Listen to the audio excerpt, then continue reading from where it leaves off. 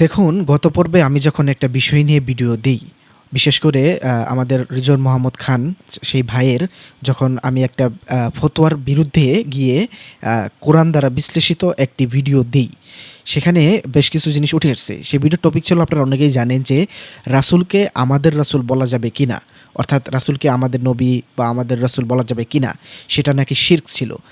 মানে এমন যে রাসূল তো আল্লাহর রাসূল, তাহলে আমাদের রাসূল যদি আমরা বলি তাহলে তো সেটা শিরক। সেখানে আমি দেখিয়েছি যে না, এটা কোনোভাবেই শিরক হবে না। এটা উদ্দেশ্য উপরে নির্ভর করে যে আমি আসলে কী মেন করতেছি। কারণ আল্লাহ সূরা বাকারের 108 নম্বর আয়াতে নিজেই বলে দিচ্ছেন যে তোমাদের রাসূল। সেটা আমি এর গত পর্বে কিন্তু দেখাইছি যে, কিন্তু এই ভিডিওর সাপেক্ষে বেশ কিছু মানে ভিডিওর বিপক্ষে বেশ কিছু ফতোয়া, আরও কিছু ফতোয়া উঠে এসেছে এবং আরও কিছু দাবি উঠে এসেছে, যার উত্তর বা যারকে খণ্ডন না করলে আসলে এটা অবিচার করা হবে। কেননা যে বিষয়গুলো উঠে আসছে আপনারা যদি দেখেন, সেই বিষয়গুলো যদি আমি এখানে আলোচনা না করি বা আমি যদি সেগুলো উত্তর না দিই, তাহলে সেটা আসলে অবিচার করা হবে। কেননা কোরআনের কোরআনের সাথে খুবই ভয়াবহভাবে সম্পৃক্ত সেই বিষয়গুলো। তো চলুন আমরা আসলে সে বিষয়গুলো দেখে নিই যে আসলে কী দাবিগুলো উঠে আসছে আর আদৌ কী হচ্ছে আসলে সেই ভিডিও দেওয়ার পর থেকে। তার আগেই বলে নিই যে অনেকেই বলছেন যে ভাই আমরা কীভাবে, আমরাই যদি মারামারি করি, নিজেরা যদি মারামারি করি, নিজেরাই যদি নিজেদেরকে ফতোয়া ছোটাছুটি করি, তাহলে তো ভাই আমরা দলে দলে ও দলে উপদলে ভাগ হয়ে যাব। আর তখন তো আমাদের ইমেজও খারাপ হবে। আর পাশাপাশি বিষয়টা হলো যে আল্লাহ তো বলছে যে তোমরা দলে দলে দ্বিখণ্ডিত হয়েও না, তো খণ্ড খণ্ড হয়েও না, সেটাও তো আমাদের মানা হবে না। কিন্তু ভাই আসলে এখানে আমি খণ্ড খণ্ড হওয়ার কথা ভুলেও কিন্তু বলিনি যে আমরা একে অপরের খণ্ড হয়ে যাব। আল্লাহ বলছে ঐক্যবদ্ধ থাকতে। ঐক্যমত যে বিষয়টা, ঐক্যবদ্ধ এবং ঐক্যমত এই দুটো জিনিসের মধ্যে তফাৎ আছে। ঐক্যমত পৃথিবীতে কোনো দিন সম্ভব নয়, আমি যেটা মনে করি, আমি গ্যারান্টি দিয়েও বলতে পারি। কেননা ঐক্যমত কেন সম্ভব নয়? চিন্তা করে দেখুন যে বাবা এবং ছেলের মাঝেই কিন্তু ঐক্যমত হয় না, ভাই ও ভাইয়ের মাঝেই ঐক্যমত হয় না। আমাদের মানুষের ব্রেন এক একজন এক এক চিন্তাধারা পালবে, এক একজনের এক এক মত থাকবে, এটাই স্বাভাবিক, এটাই আমাদের ফিতরত। হ্যাঁ, হতেই পারে যে 10 জনের ভিতরে আমরা 8 জন একমত হয়ে গেলাম, কিন্তু বাকি 2 জন তো দ্বিমত হবে, এরকম একটা বিষয় ঘটবে। কিন্তু আরে সবথেকে যে আপনাদের যে বিষয়টা আমি লক্ষ্য করতেছি যে আমরা এত জীবনভর হাদিসপন্থীদের হাদিসকেও আমরা বিভিন্নভাবে ক্রিটিসাইজ করেছি, যত শক্তভাবে বলেছি তত আপনারা মজা নিচ্ছেন, যত মোল্লাদেরকে আমরা শক্তভাবে আমরা সাইজ করেছি, যত তাদের বিরুদ্ধে কথা বলেছি তত আপনারা মজা নিচ্ছেন, তখন খুব মজা পেয়েছেন আপনারা। কিন্তু যখনই কিনা আমরা নিজেদের ভিতরের ভুলগুলোকে সংশোধন করার চেষ্টা করতেছি, যখন কিনা আমরা নিজেদের যে ভুল ফতোয়াগুলো সেগুলোকে ক্রিটিসাইজ করতেছি, তখন আপনারা এটা হজমই করতে পারতেছেন না কেন? তারাও তো মুসলিম, আমরা তো মুসলিম। আল্লাহ তো বলতেছেন সূরা নাজমের 32 নম্বর এবং সূরা আল ইসরার 84 নম্বর আয়াতে আল্লাহ কিন্তু নিজেই বলতেছেন যে কে সর্বাধিক সঠিক পথে তা শুধু আল্লাহ জানে। আমরা আমাদের মুখ দিয়ে বলতে পারি না যে কে অমুক সঠিক না অমুক ভুল, এটা বলতে পারি না।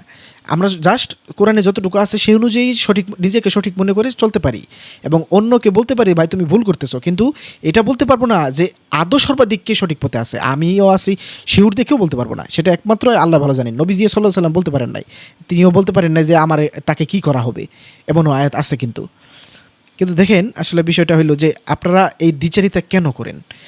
যে জায়গাতে আমরা মোল্লাদেরকে ক্রিটিসাইজ করলে আপনারা খুশি হচ্ছেন, সেই জায়গাতে আরেকজনও কোরআনের নামে ভুল ফতোয়া দিচ্ছে, তাকে কিছু বলতে গেলে আপনারা ঢাল হয়ে দাঁড়াচ্ছেন। কারণটা কি?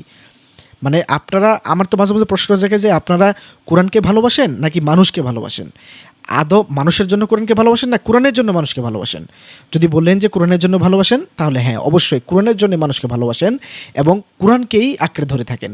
সেই কোরআনকে যখন আপনি মানদণ্ড হিসেবে মানবেন, তখন কোন মানুষটি ভুল হইল, সে ভুল হলে আপনার কেন খারাপ লাগবে, এই জিনিসগুলো আমি বুঝে উঠতে পারি না। যে আপনি ভক্তি করবেন কেন, মানুষের ভক্ত কেন হয়ে যাবেন? আর যে পরিমাণ ভক্তের ছড়াছড়ি লেগেছে, যে পরিমাণ ভক্ত ক্রিয়েট করে ফেলেছে তিনি, আমি মনে করি না যে তার এখানে তিনি এটা ইচ্ছা করে কোনো সময় করেছে। এটা অনুসারীদের ভুল। এটা সারা জীবনই যে কেউ ধর্মের কথা বলে এসেছে, তাদের অনুসারীরা এই লেভেলে তাদেরকে নিয়ে গেছে, এই লেভেলে তাদেরকে উচ্চ মর্যাদায় রাখছে যে সে ভুল বললেও সেটা সঠিক মনে হয়েছে। আপনারা যদি আমার ভিডিওর কমেন্ট বক্সগুলো পড়ে দেখেন, আপনারা অহরহ দেখতে পারবেন যে কি খারাপ খারাপ ভাষায় পর্যন্ত কথা এখানে বলেছে তারা। কেন? কারণ ওই যে তাদের পছন্দের মানুষের বিপক্ষে কথা যাচ্ছে। মানে আমি কিন্তু আগের পর্বে কিন্তু বললাম যে মোল্লারা যেমন, আমরা আমাদের ভিতরেও যারা কোরআনের নাম করে, অনলি কোরআনের নাম করে যারা ফতোয়াবাজি করতেছে, আমরাও তেমন, শুধুমাত্র পাত্রটা ভিন্ন, পাত্রর ভিতরের বিষ একই। এমনকি এই অনুসারীরা মানে মোল্লাদের ভক্ত ছিল, সেই একই অনুসারীরা এখন এসে আমাদের রিজওয়ান মাহমুদ খান বা আমার তেমন ভক্ত নেই। আমার তেমন ভক্ত নেই কেন? আমি ভালো বলতে পারি না, আমার ভালো জ্ঞান নাই, এই জন্য আমার ভক্ত নেই। কারণ আমার ওই লেভেলের জ্ঞানই নাই যে আমি কাউকে ভক্ত তৈরি করে ফেলবো। আর আমি মানুষের সাথে এইরকমভাবে কথাবার্তাই বলি না পার্সোনালি। আমি আমার গ্রুপ করে, আমার যে গ্রুপ রয়েছে, আমার গ্রুপও আমি দেখবেন ভিডিওতে শো করি না। যে চাচ্ছে আমি তাকে দিচ্ছি, এমন একটা বিষয় যে আমি আমার গ্রুপে বেশি সময় দেই না। আমি পার্সোনালি কারোর সাথে কথা বলি না। আমার হোয়াটসঅ্যাপে অনেকে মেসেজ দেয়, ভাই একটু কথা বলি, ভাই ফোনে কথা বলা যাবে কিনা। আমি যদি এদের সাথে অ্যাটাচ থাকি, তারা আমার সাথে একটা ইমোশনাল কানেকশনে তৈরি হয়ে যাবে। তখন আমাদের প্রতি এমন ভালোবাসা তৈরি হবে আমার প্রতি যে তারা আমার নামেও কিছু শুনতে পারবে না, এরকম একটা অবস্থা হয়ে যাবে। যার জন্য আমি নিজেই সেফ জোনে থাকি। আমি বলছি না যে এখানে রিজওয়ান ভাইয়ের কোনো ভুল রয়েছে, সেটা আল্লাহই ভালো জানে যে তিনি আসলে কোন মানে কোনো কিছু তিনি মানুষকে ম্যানিপুলেট করছেন কিনা, সেটা আল্লাহই ভালো জানে। সেটা আমি বলছি না, আমি অনুমান করে বলতে পারবো না। কিন্তু এই যে ভক্তগুলো, আমি তাদেরকে বলছি যে আপনারা মানুষের অন্ধভক্ত কেন হচ্ছেন, এটা হয় না। তবে চলুন, যে আমরা তো দেখি যে এই বিষয়টাতে, এই যে রাসূলকে যে আমাদের রাসূল বলা শিরক হবে না, এই বিপক্ষে, এই কথার বিপক্ষে যতগুলো যুক্তি এসেছে, আমি সেগুলো নিয়ে আজকে একটু আপনাদের সামনে কথা বলি। দেখেন, প্রথমেই যে কথাটি এখানে উঠে এসেছে সেটা হলো, একজন দেখেন কমেন্ট করছে যে সূরা বাকারার 108 নম্বর আয়াতে, দেখেন তিনি কি বলতেছে যে সূরা বাকারার 108 নম্বর আয়াতে তোমাদের লাকুম শব্দটির অর্থ অনুবাদক ভুল করেছেন। মানে সেখানে তিনি বলতে চাচ্ছেন যে লাকুম নামে একটি শব্দ আছে, যে শব্দটি অনুবাদক ভুল করেছেন। অর্থাৎ লাকুম শব্দটির অর্থ হবে তোমাদের জন্য দিন, যদিও সেখানে দিন শব্দটি নাই, কিন্তু তিনি বলতে চাচ্ছেন যে তোমাদের জন্য। হ্যাঁ, লাকুম শব্দটির অর্থ হবে তোমাদের জন্য, এটা একদম সত্য কথা বলেছেন তিনি। লাকুম শব্দের অর্থ অবশ্যই তোমাদের জন্য, মানে লা হলো জন্য, আর কুম হলো তোমাদের, তার মানে তোমাদের জন্য। তিনি এটা সত্য কথা বলেছেন। তিনি বেশ কিছু রেফারেন্স দিয়েছেন কি, সূরা বাকারার 132 নং আয়াতের যে 12-13 নং শব্দটির হলো লাকুমুদ্দিন, সেখানে লাকুমুদ্দিন শব্দটি আছে। অর্থাৎ লা মানে হলো জন্য, কুম মানে হলো তোমাদের, দিন মানে হলো দিন, অর্থাৎ আমাদের যে জীবন বিধান। তার মানে লাকুমুদ্দিন মানে হলো তোমাদের জন্য এই দিন মনোনীত করলাম, তেমন একটা কথা আছে। তিনি এটাও সত্য কথা বলছেন। তাই আপনার অর্থ ভুল করা হয়েছে, এবং সূরা বাকারার 108 নং আয়াতেও তাহাই আছে। 14 নং শব্দটি লাকুম, তোমাদের মানে 14 নং ইয়েতে যে তিনি 14 নং শব্দ বলছে, সেখানে আসলে 14 নং শব্দ নাই, সেটা আরও আগে। আপনাদের আমি দেখাই যে কত নং, 1 2 3 4 5 নং শব্দটি। আচ্ছা যাই হোক, তিনি ওটা ভুল করছেন, সমস্যা নাই। কিন্তু দেখেন, তারপর তিনি বলতেছেন যে 2-এর 134 নং আয়াতে 8 নং শব্দটিও ওয়ালাকুম, এবং তোমাদের জন্য, এইটি সুন্দর অর্থ। তাই রাসূল আল্লাহর, অর্থাৎ আল্লাহ হয় শুধু বলতে পারেন, তাই না? আল্লাহ শুধু বলতে পারেন যে আমার রাসূল, মানে আল্লাহ শুধু বলবেন। আমরা কখনোই বলতে পারবো না আমার রাসূল বা আমাদের রাসূল, মানে আমরা কখনোই বলতে পারবো না যে আমার রাসূল বা আমাদের রাসূল। আশা করি বুঝতে পারছেন, ধন্যবাদ। এর 2-এর 108 নং আয়াতের অর্থ হবে তোমাদের জন্য রাসূল। কারণ আমরা এই আয়াত বা রাসূল বা রিসালাত না পেলে কীভাবে রাসূল বা বার্তা প্রচার করবে? দেখেন একটা জিনিস, তিনি সেটা ঠিক বলছেন যে আমরা মেন করব অবশ্যই যে তোমাদের জন্য রাসূল, কিন্তু তিনি এখানে যে কী পরিমাণ জালিয়াতি করছেন। দেখেন, সবথেকে বড় কথা হলো যে আমি যখন ভালো জানি না, আমি কেন একটা ফতোয়া দিতে যাব? দেখেন, উনি একেবারে শিওর হয়ে বলতেছেন যে সেখানে লাকুম শব্দ আছে, কিন্তু সূরা বাকারার 108 নম্বর আয়াতে যাই দেখেন, সেখানে লাকুম বলতে কোনো শব্দ নাই।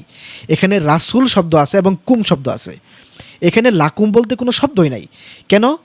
আরেকটা দেখেন, স্পষ্ট একটা প্রমাণ দেখেন, এখানে রাসূল শব্দের রুট ওয়ার্ড দেখেন, র, তারপরে সিন, তারপরে হল লাম।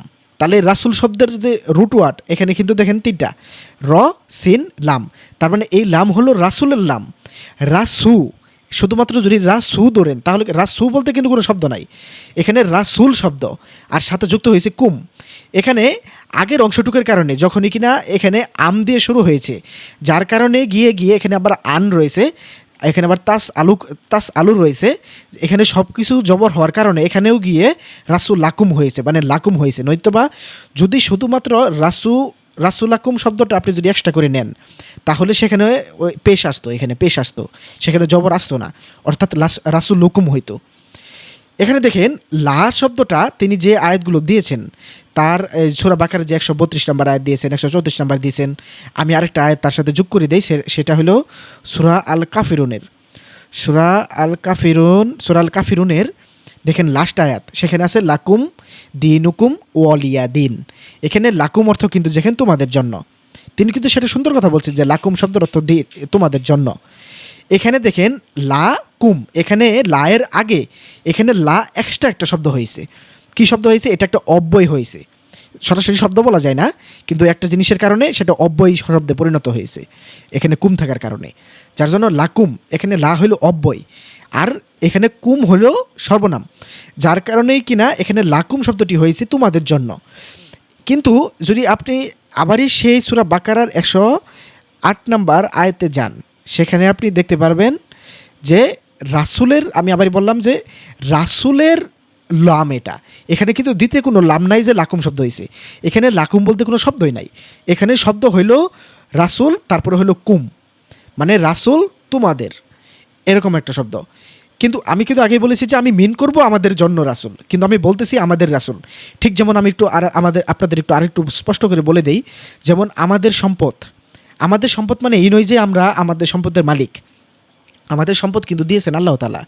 তার মানে আমাদের সম্পদ বলতে আমরা কিন্তু বোঝাচ্ছি এটা বাই ডিফল্ট হয়ে যায়, মানে যখনই আমরা বলতেছি আমাদের সম্পদ, আমাদের সন্তান, আমাদের অমুক, আমাদের এটা, আমাদের সেটা, যখন আমরা বলতেছি তখন আমাদের আর বলতে হয় না যে এটা আল্লাহ দিছেন বা এটা আল্লাহর পক্ষ থেকে আসছে, এটা আমাদের আর এক্সট্রা করে বলতে হয় না, এটা বাই ডিফল্ট, মানে ডিফল্টভাবে এটা অলরেডি ইমপ্ল্যান্ট যে এটা আল্লাহর পক্ষ থেকেই আসছে।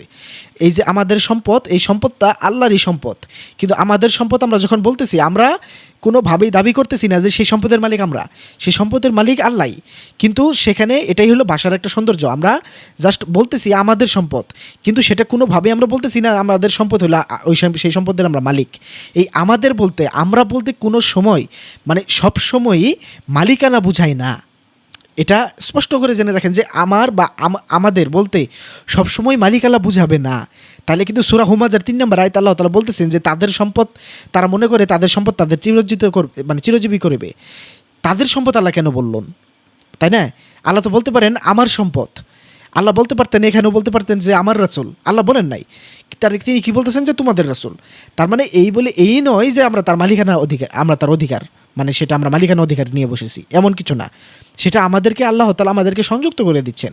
এই জিনিসটা আমি এর আগের পর্বে বুঝাইতে চেয়েছি, মানে আমি জানি না কেন মানুষ এটা নিয়ে এত বাড়াবাড়ি করতেছে।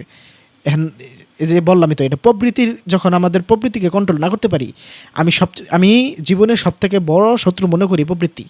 এই প্রবৃত্তিকে, শয়তানের থেকেও আমি মনে করি প্রবৃত্তি আমার সবথেকে বড় শত্রু, কারণ এই শয়তান ও বাইরে থেকে আমাকে বা একটা অন্য সিস্টেমে ওসওয়াসা দেবে, আমি বুঝতে পারবো এটা শয়তানের ওসওয়াসা দিতেছে, আমি একটা সিস্টেম করে ওখান থেকে সেরে আসতে পারবো। কিন্তু প্রবৃত্তি আমাকে কোনোদিন হারতে দিবে না। এই প্রবৃত্তি খুব একটা খারাপ জিনিস। এই প্রবৃত্তির মানে আপনার খুব প্রবৃত্তিটাকে কন্ট্রোল করার সবসময় চেষ্টা করবেন, প্রবৃত্তির অনুসরণ থেকে দূরে থাকবেন।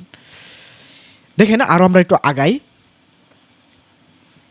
আমি যখন তাকে দেখেন বললাম যে রাসূলুকুম অর্থ নাকি ভুল করেছে, কোরআন নিজের মতো করে সাজাচ্ছেন, আরবিতে কোনো দিন লাকুম শব্দের অর্থ জন্য হয়, আমি এই কথাটা ভুল বলেছি যে আরবিতে আসলে লাকুম শব্দের অর্থ জন্য হয়, আমি এখানে বুঝাইতে চাইছি যে রাসূলাকুম শব্দের অর্থ তোমাদের জন্য হয়, এটা আমি মানে আরবিতে মানে লিখতে মিস্টেক করছি।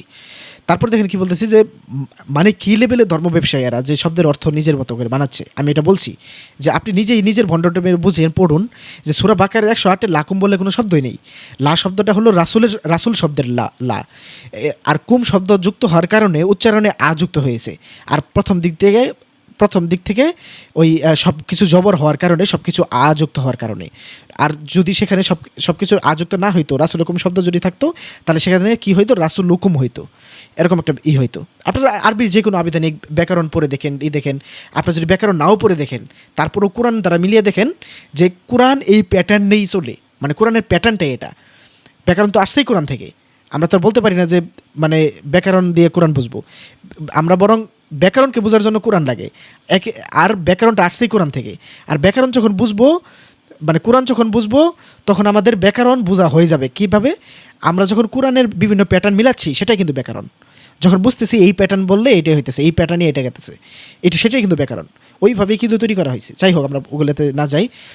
তারপরে দেখেন উনি আবার দেখেন কি বলতেছে যে আপনি 2:100 মানে সূরা বাকারার 108 নং আয়াতের অর্থ গভীরভাবে পড়েন নাই, তাই আমাকে ভণ্ড বলছেন। কি কইতেছে, খানের আপত্তি হলো, এখানের আপত্তি হলো আমার বা আমাদের নবী বা আমার রাসূল বা আমাদের রাসূল বলা যাবে না, আমি তাকে বা খানকে আংশিক সমর্থন করেছি। খান বলতে এখানে আসলে কী বোঝাচ্ছেন আমি জানি না, হয়তো বা রিজন ভাইয়ের কথা বলেছেন যে আমি তাকে ও খানকে আংশিক সমর্থন করেছি, অর্থাৎ রাসুও। দেখেন উনি কি বলতেছে, খান হয়তো বা তিনি কোনো ব্যাকরণের শব্দ টার্ম ইউজ করছেন। যাই হোক, দেখেন যে অর্থাৎ রাসুও শব্দটি একক ও পরে লাকুম শব্দটি আছে। উনি বলতেছে যে রাসুও শব্দটি একক। পুরো আরবি অভিধানে পুরো কোরআন জুড়ে এই রাসুও শব্দ আবার কি, এই রাসুও শব্দের অর্থ একটা বার্তাবাহক শব্দ, অর্থ যে বার্তাবাহকের অর্থ পুরো কোরআন জুড়ে কোথাও রাসুও বলা আছে কিনা আমাকে জাস্ট দেখাবেন। রাসুও অর্থ কোনো দিন বার্তাবাহক হয় কিনা আমাকে দেখাবেন। এই রাসুও শব্দ আরবিতে অর্থটা কি আমাকে একটু দিবেন। এটা মানে কি লেভেলের তিনি দেখেন প্রবৃত্তির অনুসারে হয়ে গেছেন, পুরোপুরি তার প্রবৃত্তি তাকে কন্ট্রোল করতেছে যে এই তুই কিন্তু এখানে তুই এখানে মানবি না, মানলে কিন্তু তুই হেরে গেলি, এরকম একটা বিষয় করতেছে প্রবৃত্তি।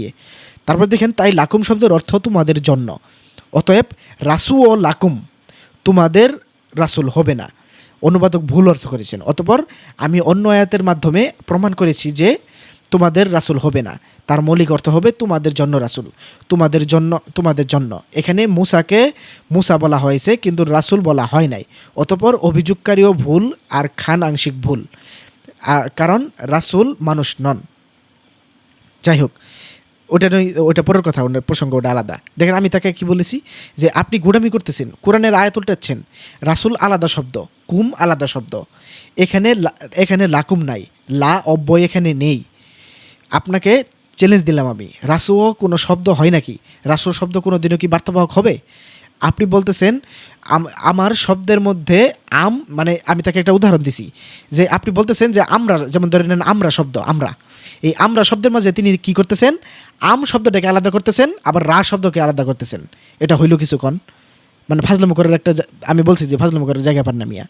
মানে আমরা শব্দ কিন্তু একটা এক্সট্রা একটা শব্দ, তিনি কি করতেছেন যে একটা শব্দ, আর একটা শব্দ, তিনি কিন্তু তাই করছেন। এখানে রাসুল কিন্তু একটা শব্দ, রাসুল নিজে একটা শব্দ, তিনি কি করতেছেন, রাসুলটাকে শব্দ আলাদা করতেছেন, লটাকে আলাদা শব্দ করতেছেন। চিন্তা করে দেখছেন, ভাবা যায় এটা? আমি পরিপূর্ণভাবে কিন্তু বিস্তারিত ব্যাকরণের সেভাবে কথা বলতেছি না, আপনাদের জাস্ট লজিকগুলো ধরাই দিচ্ছি যে এখানে আসলে অতি ব্যাকরণ বোঝার কিছু নাই। এখানে জাস্ট লজিকটা দেখেন যে সূরা কাফিরুন এবং তিনি যে আয়াতগুলো দিয়েছেন সেখানে লাকুম শব্দ সরাসরি লাকুমই রয়েছে, লায়ের আগে লাটা কোনো শব্দের সাথে যুক্ত নয়, লাটা কোনো শব্দে মানে লায়ের আগে কোনো শব্দ যুক্ত নয়, সেটা অন্য কোনো শব্দের লা নয়, সেটা লায়েরই লা, সেটা অব্যয়, সেটা কুমের সাথে লা বসছে। কিন্তু এখানে কিন্তু এটা রাসুলের লা, রাসুলের লম মানে লাম। চিন্তা করে দেখেন তাহলে এখানে কি একটা চিন্তা, মানে কি বলবো আমি। দেখেন আমি যখন আরেকটা পোস্ট দিয়েছিলাম এই বিষয়টা নিয়ে, তখন যে আরেকজন দেখেন এই বিষয়টা নিয়ে কী কমেন্ট করতেছে, আপনাদের জাস্ট একটু দেখায় যে কী কমেন্টটা করতেছে।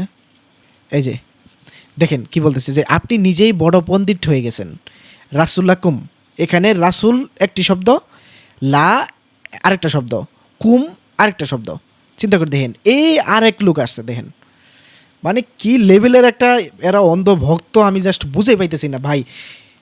এর থেকে তো এই হাদিসপন্থীরাও কিন্তু এই কোরআনের কথা শুনে শুনে শুনে শুনে কোরআনের পথে আসতেছে, সে জায়গায় এরা কোরআনের অর্থ বদলে দিবে, মানে কোরআনের যেটা নাই সেটা বলে দিবে, কিন্তু তারপরও ভুল স্বীকার করবে না। চিন্তা করে দেখেন কি একটা অবস্থা, যেখানে কিনা রিজন ভাই নিজে চুপ, তিনি নিজে চুপ করে আছেন। আমি তার চুপ করে থাকাটাও সম্মান জানাই, তিনি কথা বললেও আমি সম্মান জানাই, আমি তাকে সম্মান জানাচ্ছি, আমি তার বিষয়ে এখানে কথা বলছি না, আমি এই লোকদেরকে নিয়ে কথা বলছি যারা কিনা কোরআনকেই উল্টাচ্ছে।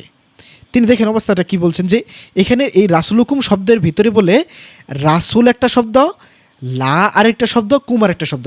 আচ্ছা ভাই এখানে লা দুইটা কোথায় পাইল আমাকে দেখান তো, এখানে লা দুইটা শব্দ কোথায়? লা শব্দ কি এখানে দুইটা আছে?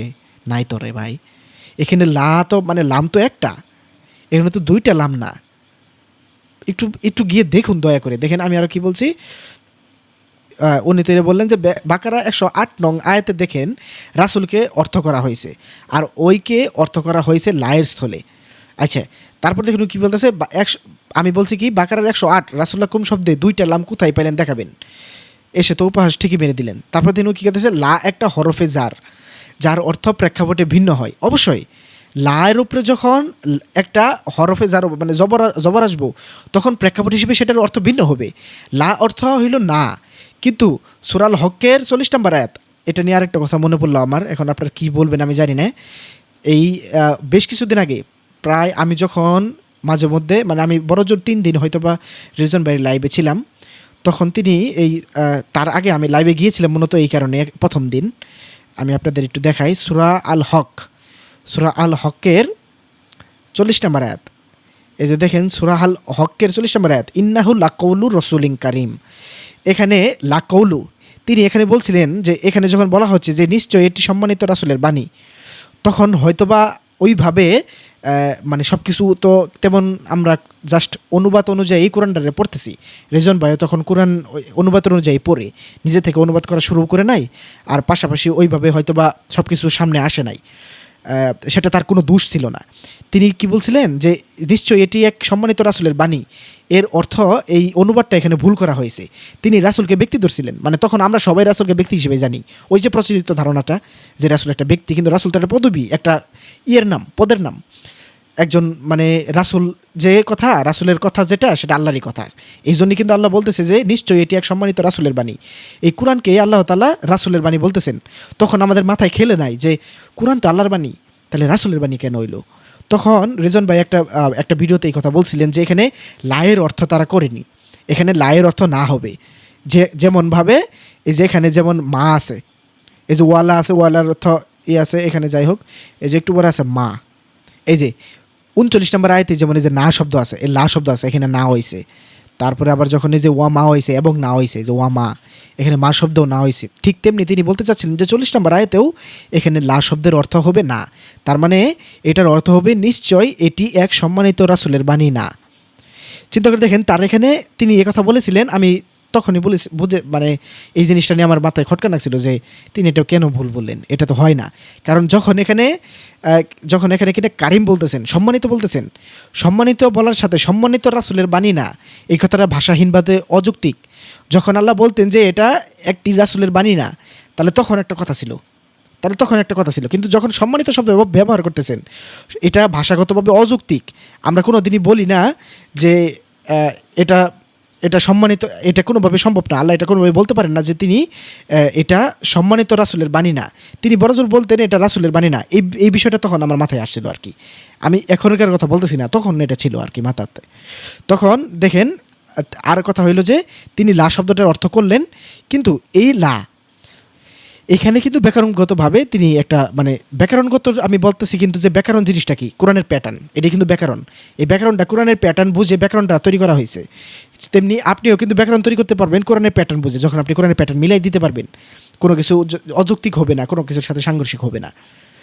তো দেখেন ইন্নাহু লাকাউলু, যখনই কিনা শব্দে ইন্না আছে, এটা হলো ব্যাকরণের একটা টার্ম। শব্দের শুরুতে আছে ইন্না মানে নিশ্চয়, তারপরে আছে লা কৌলু, এন্ড লায়ের সাথে কৌলু শব্দটা যুক্ত আছে, অর্থাৎ কৌলু শব্দের সাথে লা শব্দটা যুক্ত। সরাসরি লা অর্থ না হবে তখন যখন লায়ের পাশে আলিফ থাকবে, তাই না, এদের লাম আলিফ, তখন হবে সেটা না। কিন্তু এখানে কিন্তু লাম আলিফ নাই, এখানে কিন্তু লায়ের সাথে আলিফ নাই, এই লা হলো সরাসরি লা। এই লা কিন্তু কৌলুর সাথে যুক্ত হয়েছে, তার মানে ইন্নাহু লাকাউলু মানেটা কি, নিশ্চয় অবশ্যই আল্লাহর বাণী। এই লা এখানে অবশ্যই বলতেছে, অবশ্যই মানে কি, ইন্নাকে জোর দিচ্ছে এখানে, এই যে ইন্না, এই ইন্নাটাকে জোর দিতেছে, মানে আরও জোরে ধাক্কা দিতেছে যে অবশ্যই, নিশ্চয়ই, অবশ্যই এটি একটি সম্মানিত রাসূলের বাণী। এটা কিভাবে হইল? আমি কি ভুল বলতেছি? না, আমি ভুল বলতেছি না। কেন? দেখেন, আমি যদি এখানে লা শব্দটার অর্থ করি, তাহলে দেখেন কি একটা ঝামেলা হয়, জাস্ট দেখেন যে সূরা ইয়াসিনের 36 নম্বর আয়াত, এখানে যখন আল্লাহ তাআলা বলতেছে ইন্নাকা লামিনাল মুরসালিন, তাই না, ইন্নাকা লামিনাল মুরসালিন, অর্থাৎ নিশ্চয়ই তুমি রাসূলদের অন্তর্ভুক্ত।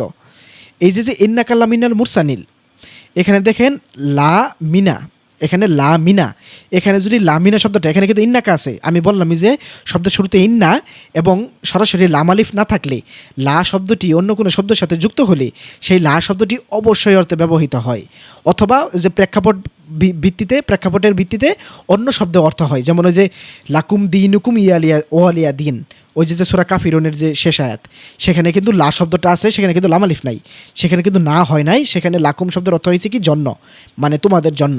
ঠিক একইভাবে এখানে কিন্তু লা শব্দ হয়েছে কি অবশ্যই, এখানে লা শব্দের অর্থ হয়েছে অবশ্যই। আর দেখেন এখানে মানে জোর দিচ্ছে আর কি, দেখেন যে নিশ্চয়ই তুমি রাসূলদের অন্তর্ভুক্ত, নিশ্চয়ই তুমি রাসূলদের অন্তর্ভুক্ত। এখানে যদি আমি লা শব্দের না অর্থ করি তাহলে দেখেন কি একটা অসুবিধা হয়, নিশ্চয়ই তুমি রাসূলদের অন্তর্ভুক্ত না, তখন একটা গায়েব হয়ে গেত না ভাই আপনার এখন যে নিশ্চয়ই তুমি রাসূলদের অন্তর্ভুক্ত না, তো কথাটা কি এটা হয়তো কিছু হয়তো না। তো আমি তখন নিজের লাইভে ঢুকেছিলাম, ঢুকে রেজন ভাইকে বলছিলাম ভাই আপনার এই জায়গায় একটু ভুল হয়েছে, এটাই হয়েছে। এখন তার নেটওয়ার্কের খারাপ থাকার কারণে তিনি কথা বলতে পারে নাই, তিনি চলে গেছিল, বা তার নেটওয়ার্কে ডিসকানেক্ট হয়ে গেছিলো, বা অন্য কোনো ঘটনা থাকতে পারে, আমি ঠিক জানি না। কিন্তু তার সাথে আরেকজন ভাই ছিল, তিনি পরে বলছে হ্যাঁ আপনি ঠিক বলছেন, আপনি যেটা বলছেন সেটা সঠিক। তবে যাই হোক, ওটা আলাদা বিষয়, আমি তার মুখে শুনি নাই যে আপনি সঠিক বলছেন, তিনি সেটাও বলে নাই যে এটা আমার ভুল ছিল। আমি কোনো দিন তাকে ওইভাবে ভুল স্বীকার করতে দেখিও না, আবার হতেও পারে তিনি কিছু কিছু ক্ষেত্রে ভুল স্বীকার করেছেন, অবশ্যই সেটা ভালো দিক। তবে দেখেন আরেকটা বিষয়, যে আমরা যে বিষয় ছিলাম এটাই বললাম যে ব্যাকরণগতভাবে এই লা শব্দের যে ব্যবহারটা প্রেক্ষাপট ভিত্তিতে এই একটা অর্থের পরিবর্তন হয়। এখন আমি কিন্তু এখানে বলেই দিলাম যে এই যে কমেন্টার দেখেন, ও এখানে কিন্তু বলেইছে যে এখানে লা শব্দটা বলে দুইটা আছে, আমি কিন্তু লা শব্দটা এখানে দুইটা, তাকে সে কিন্তু এখানে দেখাতে পারলো না, লা শব্দ কিন্তু এখানে দুইটা নাই, তাই না? লা শব্দ কিন্তু এখানে দুইটা নাই, এখানে না, সরি, সূরা বাকারার 108 নম্বর আয়াত, আমি আবার যাই সূরা বাকারার 108 নম্বর আয়াতে, এই যে সূরা বাকারার 108 নম্বর আয়াত, এখানে কিন্তু লা শব্দ কিন্তু দুইটা নাই।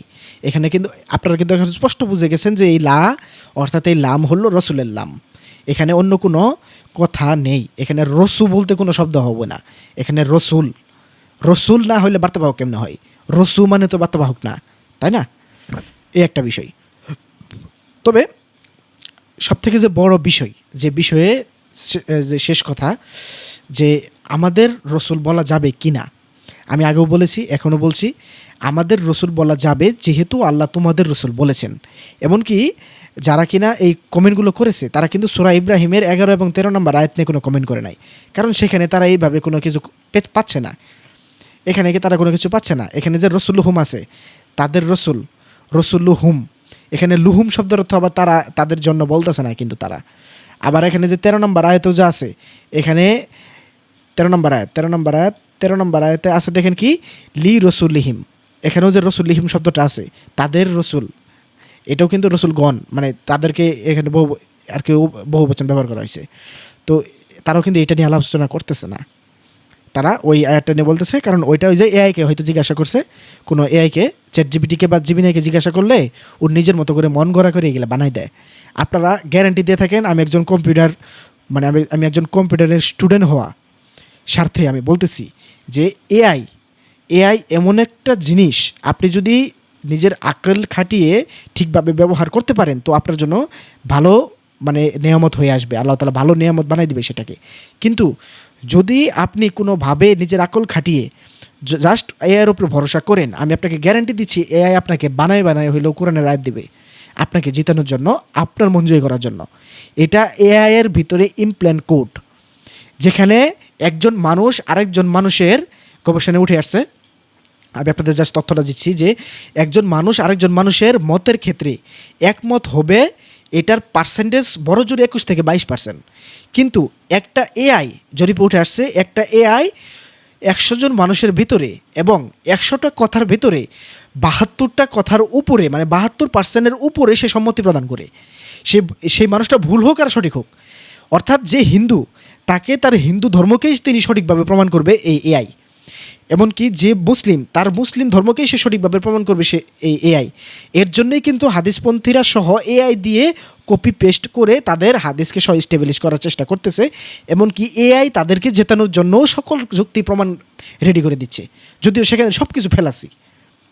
বুঝতে পারছেন? এআইকে ভালোভাবে ব্যবহার করতে জানেন, তাই যদি না জানেন তাহলে এআইকে ব্যবহার করেন না। এআইকে ভালোভাবে ব্যবহার করতে শিখেন। এই এআই থেকে ও নিজে দেখেন, এআই কিন্তু নিজেও জানে। আমি যদি কোনো এআইকে জিগাই, ও কিন্তু নিজেই বলে দিবে যে এখানে আসলে ব্যাকরণটার এই ভুল, ও কিন্তু বলে দিবে। আবার যদি আপনি নিরপেক্ষভাবে একটা ধমক দিবেন এআইকে, ধমক দিলেও সঠিকটা বলবো, ধমক না দিলে কিন্তু এআই সঠিকটা বলে না ওইভাবে। তো যাই হোক, ওই বিষয় না যাই। কিন্তু এই যে রাসূলের বিষয়টা, একজন আরেকটা সুন্দর কথা বলছেন, একটা সুন্দর কমেন্ট করছেন যে ধরুন আমি বলি তার কথাটা, যে ধরুন আপনি গিয়েছেন হলো ইয়েতে, আপনি বাংলাদেশ, আমেরিকার একজন রাষ্ট্রদূত বাংলাদেশে পাঠানো হয়েছে। পাঠানোর পরে এখন সেই রাষ্ট্রদূতকে কি বাংলাদেশের মানুষেরা বলবে যে এটা বাংলাদেশের রাষ্ট্রদূত? বলবে না।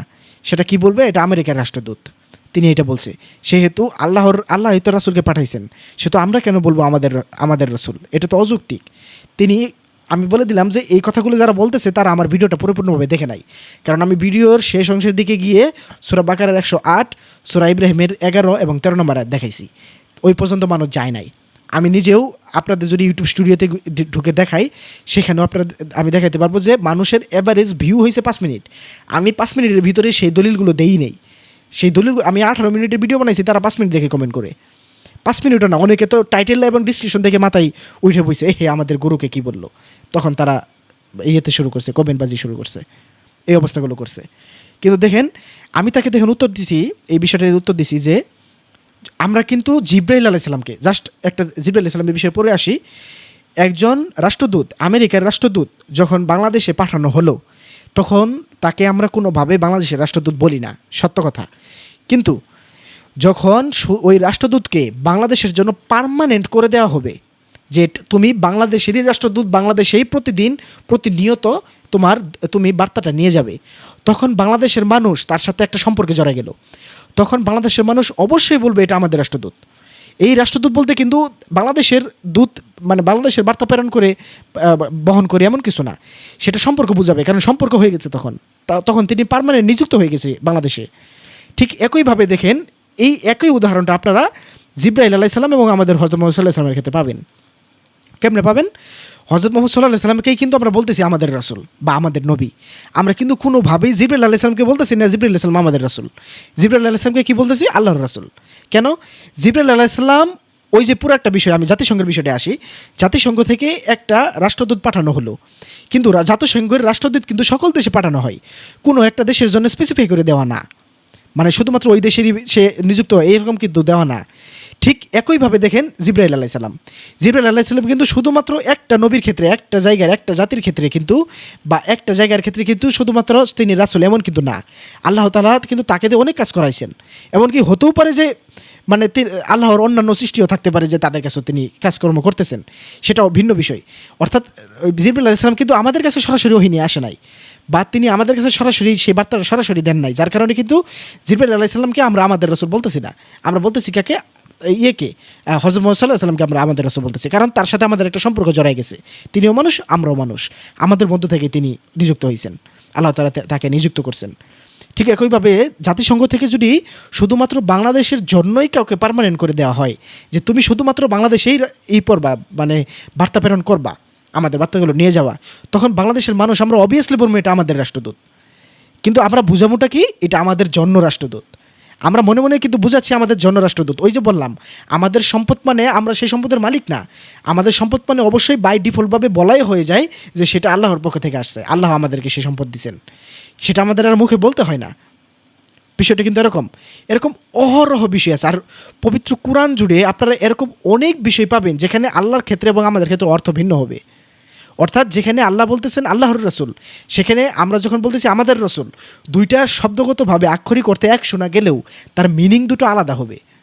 আল্লাহর রাসূল বলতে আল্লাহর বার্তা প্রেরণ করে আল্লাহ তাকে নিযুক্ত করছেন। আমাদের রাসূল বলার ক্ষেত্রে আমাদের জন্য রাসূল, আমাদের সম্পর্ক তার সাথে, আমাদের আপন রাসূল, দুটোর ক্ষেত্রে ভিন্ন হবে। এটা যদি ভিন্ন না হয়, আমি আরেকটা, এগুলো আসলে বললেও একটা এমন সমস্যা, মানুষ খামচা দিয়ে ধরতেছে আমাকে। রিজন মানে বিশেষ করে বেশ কিছু অনলি কোরআন দাবিদারদের একটা সমস্যা, তারা পবিত্র কোরআনের সব জায়গায় একটা অর্থ নিতে চায়। যেমন সালাতের সব জায়গায় একটা অর্থ রেজন বাই করে, তো সব জায়গায় একটা অর্থ হবে, সব জায়গায় একটা অর্থ হবে। সব জায়গায় একটা অর্থ হইলে কিন্তু বিভিন্ন শব্দের উল্টাপাল্টা হয়ে যায়, আরবির ভাষা বেরোয় না। যেমন ওই যে সূরা আল আহজাবের 56 নম্বর আয়াত, সেখানে আল্লাহ তাআলা বলতেছেন যে রসুলের উপর আল্লাহ সল্লু করেছেন, তোমরা রসুলের উপর সল্লু করো। এখন যদি আমরা বলি যে রসুলের উপর আল্লাহ সংযোগ করেছেন, এই ভাষাটাই অযৌক্তিক, কারণ উপরে কখনো সংযোগ হয় না, সাথে হয় সংযোগ। ভাষাটা অযৌক্তিক, সেখানে উইথ নাই, সেখানে আছে অন, সেখানে উপরে, তাই না? এটা ভাষাটি অযৌক্তিক। সে জায়গায় কিন্তু ভুল, আমি বলছি না সেখানে অনুগ্রহ হবে নাকি দোয়া হবে না প্রার্থনা হবে নাকি দরুদ হবে, আমি সেটা বলছি না, কিন্তু সেখানে যে সংযোগ হবে না আমি সেটা বলতেছি। হ্যাঁ, সে আল্লাহ উপরে যা করতেছেন তার মাধ্যমে সংযোগ হতে পারে, এটা ইনডাইরেক্টলি একটা মিনিং হতে পারে সংযোগ, কিন্তু সরাসরি সেখানে শব্দের অর্থটা সংযোগ ধরা যাচ্ছে না। আপনাদের হয়তো বা ভিজুয়ালি দেখালে আপনারা ভালো করে বুঝতে পারতেন, তবে সেটা এই বিষয়গুলো নিয়ে আরও বিস্তারিত আমি আলোচনা করব সামনে। তবে এই কথাগুলো নিয়েও আরও হয়তো বা কমেন্টে আবার কোন আলোচনা শুরু হয়, তবে আমি এই বিষয় নিয়ে আলোচনা এখানেই শেষ করব। আমি এরপরে আর এই বিষয় নিয়ে কোনো ভিডিও দিব না। আমি আর এই বিষয়ে রুচি নাই, মানে এত আসলে তেনা পেছানো করানো আমার পছন্দ না। এটা আপনারা তো জানেন, যারা আমার নিয়মিত দর্শক আছেন, যারা দেখেন। কিন্তু ওই যে বললাম যে ভাষার সব জায়গায় এক অর্থ হবে না। যেমন আমাদের হাত, আমাদের পা, আমাদের মুখ, এর মানে অবশ্যই আমরা বুঝতেছি আমাদের ফিজিক্যাল হাত, ফিজিক্যাল মুখ। কিন্তু যখন আল্লাহ বলতেছেন আল্লাহর হাত, আল্লাহর মুখ, আল্লাহ যখন বলতেছেন আল্লাহ মুখ দিয়ে, মানে যখনই আল্লাহ বললে কুন ফায়া, তখনই ফায়া কুন, মানে তখনই সব হয়ে যায়। তার আল্লাহর মুখ, আল্লাহর হাত, আল্লাহর পা। যখন আমাদের হাত বলতেছি তখন আমাদের হাত হলো আমাদের এই ফিজিক্যাল হাত, কিন্তু যখনই আল্লাহর হাত বলতেছি, দেখেন আমাদের হাত, আল্লাহর হাত, শব্দ দুইটা কিন্তু একটাই, হাত, আমাদের হাত, আল্লাহর হাত। কিন্তু আমাদের হাত বলতে আমাদের ফিজিক্যাল হাত, আল্লাহর হাত বলতে আল্লাহর ক্ষমতা। দুটোর মিনিং কিন্তু ভিন্ন। আল্লাহর হাত বলতে আল্লাহর ক্ষমতা, আল্লাহর ক্ষমতা বোঝাচ্ছে, আল্লাহর পাওয়ার বোঝাচ্ছে, কিন্তু আল্লাহর কিন্তু ফিজিক্যাল হাত বোঝাচ্ছে না। তাহলে কিন্তু আল্লাহ কিন্তু সূরা 11 নম্বর আয়াতে বলতেছেন কোনো কিছুর সাথে তার সাদৃশ্য নাই, তাহলে কিন্তু এই আয়াত ভায়োলেন্ট হয় না? ঠিক তেমনি দেখেন প্রত্যেকটা জায়গাতেই এরকম হয়।